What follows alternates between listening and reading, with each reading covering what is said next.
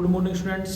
आज हम आपके लिए लेके आए हैं क्लास 10th की मैथमेटिक्स की एक बहुत ही इम्पोर्टेंट वीडियो। इस वीडियो में हम बात कर रहे हैं जिस टॉपिक के ऊपर, वो एक बहुत ही इम्पोर्टेंट टॉपिक है और मोस्ट ऑफ द स्टूडेंट्स उसमें क्या रहते हैं, पजल रहते हैं, जिसको क्या बोलते हैं, रूट्स या जीरोज, जो आपके प्राइम फैक्टराइजेशन मेथड से निकलते हैं, जिसमें हम किसी इक्वेशन के रूट्स निकालते हैं या किसी इक्वेशन के जीरोज निकालते हैं। और जो आपके सिलेबस में है वो क्वाड्रेटिक इक्वेशन है, जैसे ax² plus bx plus c।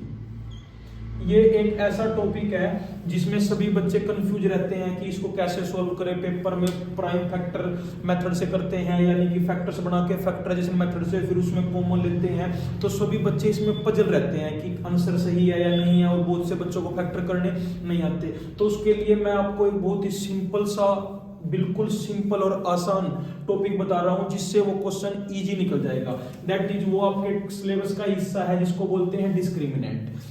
Discriminant किसके बराबर होता है, b² माइनस 4ac। देखो x² का जो कोफिशिएंट होता है वो होता है a, x का जो कोफिशिएंट होता है वो होता है b, और जो विदाउट xy के होता है वो होता है c। तो आपको क्या करना है, आप इस मेथड से हर एक इक्वेशन के रूट्स निकाल सकते हो। यानी कि आपको अगर प्राइम फैक्टराइजेशन मेथड यानी कि फैक्टर बना के रूट्स निकालने नहीं आते, तो आप इस मेथड का यूज कीजिए, आपका क्वेश्चन बिल्कुल इजी वे में और 100% सही होगा। तो आपको क्या करना है, आपको b² माइनस 4ac निकालना है।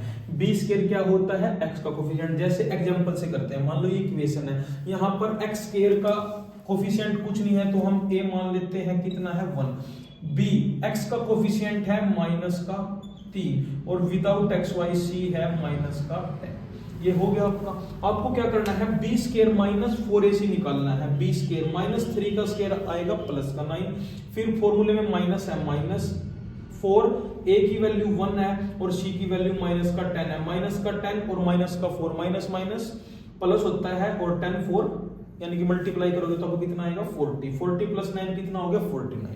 जैसे ही आपने b² माइनस 4ac निकाल लिया, तो इससे आपको ये भी पता लग जाएगा कि जो आपकी x की वैल्यू है वो दोनों रियल आएंगी या इमेजिनरी आएंगी या कोई एग्जिस्ट ही नहीं करती। जैसे अगर b² minus 4ac greater than 0 आया, जैसा हमारा इस केस में आ रहा है, तो क्या होंगे, टू डिस्टिंक्ट। डिस्टिंक्ट का मतलब होता है दोनों वैल्यू अलग अलग आएंगी और कैसी होंगी, रियल। सेकंड है जी b² माइनस 4ac, अगर ये 0 आता तो x की दोनों वैल्यू रियल होती और बराबर होती। अगर माइनस यानी कि लेस देन 0 आता, माइनस में आता, तो नो रियल रूट्स, तो उसकी कोई रियल वैल्यू एग्जिस्ट नहीं करती। अब इस क्वेश्चन को देखिए, हमने इस क्वेश्चन को फैक्टराइजेशन मेथड से भी किया हुआ है, और इसको डिस्क्रिमिनेंट। डिस्क्रिमिनेंट के बाद जो आपकी इक्वेशन लगती है वो ये इक्वेशन यूज करनी है आपको, माइनस का b plus minus b² minus 4ac जो आपने लगाया है वो रूट के अंदर, और अब सारे के बटे में 2a। तो हमने इसका निकाला x² माइनस 3x माइनस 10 का। इसमें हमने देखा 10 के फैक्टर बनाए, ऐसे फैक्टर जिनको मल्टीप्लाई करे 10 आए और ऐड या सब्ट्रैक्ट करे तो 3 आए। तो हमने इस मेथड से किया तो हमारी वैल्यू आई माइनस का 2 और 5। ऑल्दो ये इजी मेथड है, जिसको आता है उसके लिए इजी है, लेकिन बहुत से बच्चों को ये नहीं आता, ये उससे भी इजी है। आपने b² माइनस 4ac निकाल लिया, फॉर्मूले में क्या था, माइनस b की वैल्यू एक माइनस है, एक माइनस ये रहा, माइनस माइनस क्या हो गया, प्लस का 3, plus minus b² minus 4ac को रूट के अंदर रख दो। 49 का रूट आता है 7, 2a, a की वैल्यू है 1, तो 2 मल्टीप्लाई 1 कितना हो गया 2। तो 3 प्लस माइनस 7 अपॉन 2 का मतलब क्या है, एक बार तो 3 में 7 ऐड कर दो, एक बार 3 में से 7 सब्ट्रैक्ट कर दो। 3 प्लस 7 10, 10 को 2 से डिवाइड करोगे तो आपकी वैल्यू क्या आएगी 5, और 3 माइनस 7 अपॉन 2 यानी कि माइनस का 4 अपॉन 2, तो आपकी वैल्यू क्या आई माइनस का 2। तो हमने देखा यहां से वैल्यू क्या आई 5 और माइनस का 2, यहां से भी क्या आई थी 5 और माइनस का 2। तो जो भी मेथड आपको इजी लगता है, जो आपको अच्छी तरह समझ में आता है, आप उससे क्वेश्चन कीजिए। पेपर में वो आपको नहीं बोलेगा कि इस मेथड से करने हैं या इस मेथड से करने हैं, वो आपको बोलेगा find the roots of the following equation. Thank you students.